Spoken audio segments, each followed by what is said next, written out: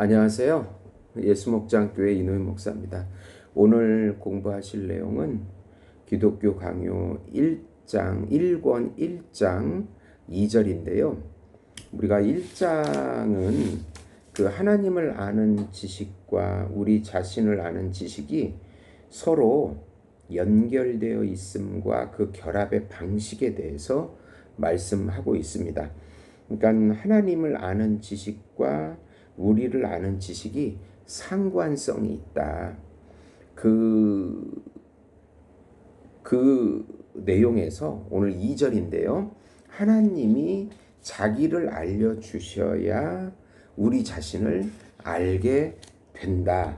그러니까 하나님이 계시를 열어줘야 우리가 그 계시를 수납하고 순종함으로 우리가 우리 자신에 대해서도 알게 된다. 이게 이제 기독교적 인식론이라고 볼 수가 있는데요. 오늘 2절의 요점을 좀 간단하게 살펴보면은 사람은 하나님의 얼굴을 묵상하고 직관적 지식을 얻음으로써 성령의 능력으로 우리가 거듭남으로써 자기 자신의 순수한 지식에 이를 수 있다. 그러니까 하나님을 아는 지식이 우리를 아는 지식으로 나아가게 된다. 이런 상관성이 있다는 것입니다. 왜 그러냐면 인간은 본성상 위선에 빠져 있어서 의 자체보다는 의에 대한 공허한 모상, 자기가 만든 자기 의에 대한 공허한 모상에 만족을 느끼며 살아갑니다. 절대 기준이 없습니다. 그냥 남보다 내가 좀 더 착하다고, 남보다 더 공부를 잘한다고, 남보다 더 좋은 일을 했다고, 그런 상대적 기준에 공허한 모상을 만들어서 그런 위선에 빠진다는 것입니다. 그러니까 우리가 눈을 들어가지고 지상 너머를 보지 않는 한 자기의 의나 자기 지혜나 자기의 아름다운 능력에 만족하면서 자기 자랑과 자기 영광에 벗어나지 못한다는 것입니다.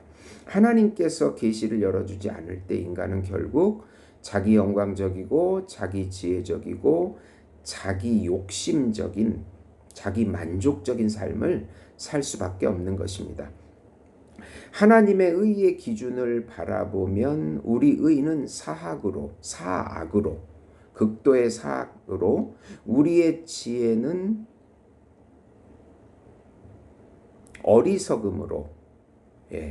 어리석음으로 우리의 능력은 무능으로 바뀔 것이다.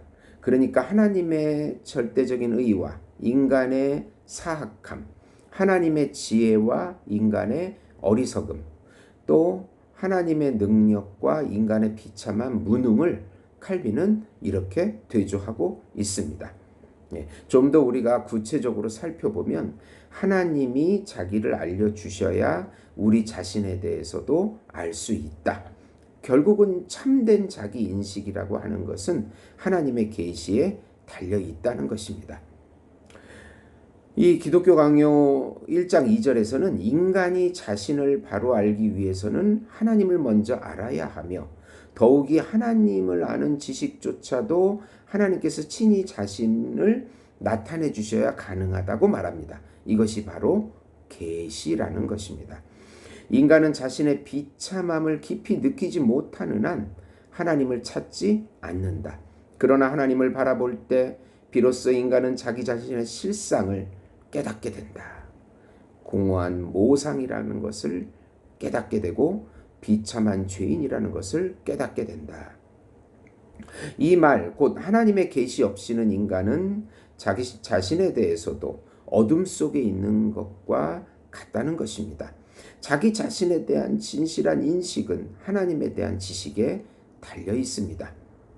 어느 마을에 거울이 없는 방에서 태어나 자란 한 소년이 있었습니다. 그는 자기가 어떤 모습인지 한 번도 본 적이 없었지만 자기 나름의 상상 속 이미지를 가지고 살았습니다. 그러던 중 마을 장터에서 거울을 처음 본 순간 그는 깜짝 놀랐습니다. 그는 자신이 생각한 것과는 전혀 다른 모습을 하고 있었던 것입니다. 내가 이런 얼굴을 하고 있었다니. 이처럼 인간은 하나님의 거룩하심이라는 거울을 보기 전까지는 자신이 얼마나 죄로 뒤틀리고 부패해 있는지 모릅니다. 하나님을 아는 지식은 인간이 자신을 바라볼 수 있게 하는 영적인 거울입니다. 현대 사회에서는 자기 자신을 믿어라, 너 자신을 사랑하라는, 너 자신을 긍정하라는 메시지를 끊임없이 전하지만 칼빈은 경고합니다.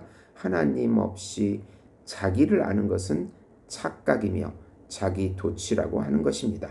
인간은 자기 지혜를 자랑하지만 하나님 앞에서 어리석습니다.